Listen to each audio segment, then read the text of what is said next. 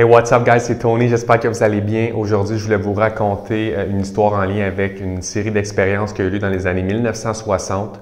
Il y a un chercheur du nom de Walter Mischel qui a dirigé une équipe qui ont réalisé des expériences psychologiques sur les enfants de 4-5 ans. Donc, ils ont testé des centaines d'enfants.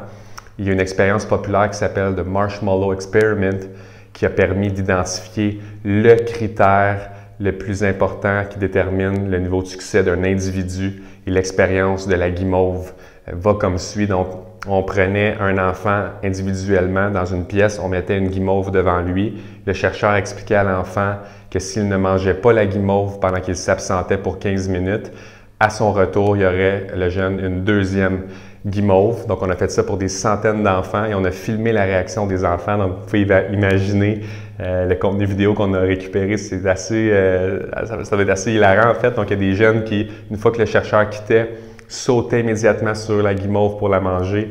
Il y en a qui se tortillaient sur leur chaise pendant quelques minutes avant finalement de succomber. Et finalement, les gens du troisième groupe, donc les jeunes, ne mangeaient pas la guimauve et lorsque le chercheur revenait, avaient une deuxième guimauve. L'expérience ne s'est pas arrêtée là, n'est pas devenue populaire à cause qu'on offrait cette friandise-là de guimauve, mais bien parce qu'on a suivi ces jeunes-là pendant 40 ans après cette expérience-là qui a été publiée en 1972.